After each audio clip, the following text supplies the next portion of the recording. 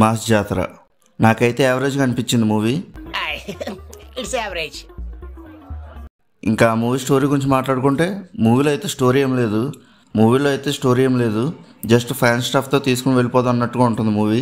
First half అయితే ఏదో అలా వెళ్ళిపోతూ ఉంటుంది, అక్కడక్కడ కామెడీగా ఫ్యూ వెంటేజ్ రవితేజ్ ఎలిమెంట్స్తో. ఇంకా ఇంటర్వ్యూలో అయితే ఏంటి ఇది ఇంటర్వ్యూలా అన్నట్టుగా అనిపించింది నాకు. యాక్షన్ సీక్వెన్స్ కూడా అసలు నచ్చలేదు నాకు.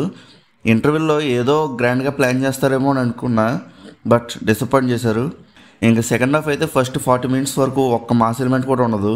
మొత్తం హీరోయిన్తో అండ్ కామెడీగా తీసుకుని వెళ్ళిపోతూ ఉంటారు, బట్ కామెడీ కూడా సరిగ్గా వర్కౌట్ అవ్వలేదు సెకండ్ హాఫ్లో. ఇంకా మిగతా 30 minutes అయితే ఫుల్ మాస్ టైప్లో ఉంటుంది. ఇంకా ఈ 30 minutesలో విలన్ ఇంట్లో ఫైట్ అండ్ ప్రీ క్లైమాక్స్లో రాజేంద్ర ప్రసాద్ గారి సీన్ తప్పించి ఇంకేం నచ్చలేదు నాకు. నేను మెయిన్గా ఈ మూవీకి వెళ్ళింది యాక్షన్ సీక్వెన్సెస్ కోసమే, కానీ యాక్షన్ సీక్వెన్సెస్ పెద్దగా ఏం వర్కౌట్ అవ్వలేదు నాకు. క్లైమాక్స్ ఫైట్ అయితే అస్సలు నచ్చలేదు. మాస్ జాతర మూవీ మేకింగ్ వీడియోలో ఈ క్లైమాక్స్ ఫైట్ చూపించినప్పుడు చాలా ఎక్స్పెక్ట్ చేశా, కానీ ఏం నచ్చలేదు నాకు. ఒక రవితేజ డ్యాన్స్ తప్పించి ఆ క్లైమాక్స్లో నవీన్ చంద్ర గారి క్యారెక్టర్ అయితే పీక్స్లో ఉంటుందేమో అనుకున్నా, కానీ డైరెక్టర్ అయితే విలన్ క్యారెక్టర్ని సరిగ్గా రాసుకోలేదు. ఫస్ట్ హాఫ్ ఏదో అక్కడక్కడ పర్లేదులే అనిపించినా మొత్తం పొడుకపెట్టేశాడు నవీన్ చంద్ర గారి క్యారెక్టర్ అయితే. నవీన్ చంద్ర గారు అయితే యాక్టింగ్తో చాలా బాగా ట్రై చేశారు, బట్ అక్కడ స్కోపే లేదు అసలు విలన్ క్యారెక్టర్కి. ఇంకా శ్రీలీల క్యారెక్టర్ అయితే సేమ్ అన్ని మూవీస్ లాగానే, హీరో వస్తాడు, శ్రీలీల 2-3 డైలాగ్స్ వేస్తుంది, తర్వాత సాంగ్. మళ్ళీ హీరో వస్తాడు, మళ్ళీ 2-3 డైలాగ్స్ వేస్తుంది శ్రీలీల, మళ్ళీ సాంగ్ వస్తుంది, మళ్ళీ డ్యాన్స్. ఇంకింతే సేమ్ అన్ని మూవీస్ లాగానే. ఇంకోటి చెప్పాలి శ్రీలీల క్యారెక్టర్ది, అదైతే నాకు చాలా సిల్లీగా అనిపించింది. ఇప్పటివరకు చెప్పింది అయితే కాదు, కానీ హీరోయిన్ క్యారెక్టర్లు ఏదేదో అయిపోతూ ఉంటాయి. ఒకసారి ఏమో టీచర్ అన్నట్టుగా చూపిస్తారు, ఆ తర్వాత ఇది కాదు ఇంకేదో అంటారు, ఆ తర్వాత అది కాదు ఇది వేరే దాని గురించి అంటారు. ఎన్టీఆర్ అంటావు, మెగా ఫ్యామిలీ అంటావు, దీనికి ఏ సంబంధం పోసారంటావు. అసలు ఏది సరిగ్గా రాసుకోలేదు హీరోయిన్ క్యారెక్టర్లో అయితే.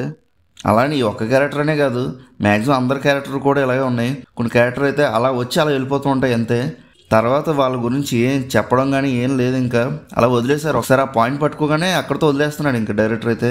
ఇంకా డైరెక్టర్ ఎలాగంటే నేను ఏదో ఒకటి చూపిస్తాను మీరు చూడండి గొర్రెల్లాగా అన్నట్టు ఉంది. ఈ మాస్ జాతర స్టోరీ కొద్దిగా ఓజీ టైప్లానే ఉంటుంది. ఓజీలో RDX బాంబ్ గురించి అయితే, మాస్ జాతరలో గంజాయి గురించి. ఓజీలో అయితే ఆ స్క్రీన్ ప్లే అనేది చాలా బాగా రాసుకున్నాడు సుజిత్, బట్ మాస్ జాతరలో అస్సలు స్క్రీన్ ప్లేలో పెద్ద ఇంట్రెస్టే పెట్టినట్టుగా అనిపించలేదు మూవీలో. ఏంటో ఇంకా సాంగ్స్ అండ్ BGMs గురించి మాట్లాడుకుంటే సాంగ్స్ అయితే ఓకేగా అనిపించాయి, బట్ ఈ సాంగ్ అయితే థియేటర్లో చాలా బాగా నచ్చింది నాకు. BGMs అయితే చాలా చోట్ల లౌడ్గా అనిపించాయి. క్లైమాక్స్ BGMలో వచ్చిన లిరిక్స్ అయితే నాకు అసలు అర్థం కాలేదు ఆ లౌడ్ BGM వల్ల. ఇంకా మిగతా సీన్స్లో BGMs కూడా అంతగా నచ్చలేదు. భీమ్స్ అయితే ఈ మూవీకి అంత డ్యూటీ చేసినట్టే అనిపించలేదు నాకు. ఇంకా నాగవంశీకి అయితే ఈ మూవీతో మళ్ళీ దెబ్బ పడినట్టే.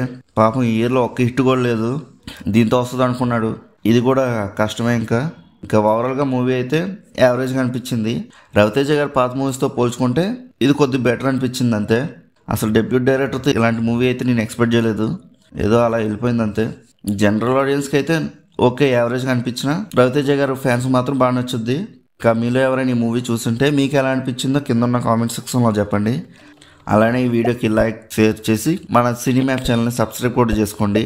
మేము వీడియో పెట్టక మీకు నోటిఫికేషన్ కూడా వస్తుంది, మీరు కూడా మిస్ అవ్వకుండా చూడగలరు. సో సబ్స్క్రైబ్ చేసుకోండి. ఇంకా నెక్స్ట్ వీడియోలో కలుద్దాం, బాయ్.